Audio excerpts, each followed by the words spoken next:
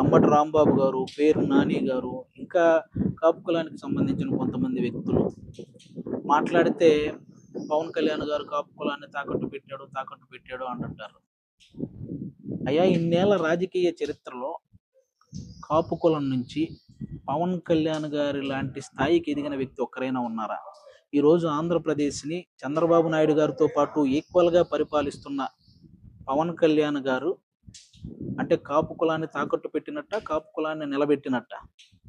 అయినా దేశాన్ని గురించి పాటుపడుతున్న వ్యక్తికి ఒక కులాన్ని అంటగట్టడం ఎంతవరకు కరెక్ట్?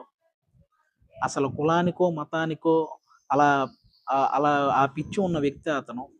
అందరినీ సమానంగా చూసే వ్యక్తి, అన్ని కులాలని అన్ని మతాలని తన వెంట నడపాలనే వ్యక్తి. ఆయన సనాతన ధర్మం అనేది హిందూ ధర్మాన్ని ప్రేమిస్తున్నట్టు, ఇతర ధర్మాలని గౌరవిస్తున్నట్టు, అంతేగాని ఓన్లీ హిందువుల్ని వెనకేసుకొస్తున్నట్టు కాదు. ఆయన చుట్టూ ఎంతమంది క్రైస్తవ మతానికి చెందిన వాళ్ళు, ఎంతమంది ముస్లిం మతానికి చెందిన వాళ్ళు ఉంటారో నాకు తెలుసు. వాళ్ళందరికీ ఆయన ఎంత వాల్యూ ఇస్తాడో నాకు తెలుసు. వాళ్ళందరినీ ఎంత ఎంకరేజ్ చేస్తాడో. ఇలా కుల మతాల భేదాలు చూసుకుంటే ఇంతమందికి సహాయం చేయగలుగుతాడా అండి?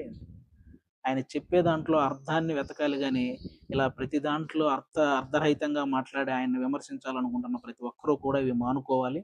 ఎందుకంటే మీ ఇష్యూ హైలైట్ అవ్వడానికి, లేకపోతే మీరు హైలైట్ అవ్వడానికి పవన్ కళ్యాణ్ గారిని సాఫ్ట్ టార్గెట్ చేస్తున్న ప్రతి ఒక్కరికి ఒకటే చెప్పదలుచుకున్నాను: ఇలాంటివి చేస్తే కనీసం మీ ఇంట్లో వాళ్ళు కూడా మిమ్మల్ని అసహించుకుంటారు.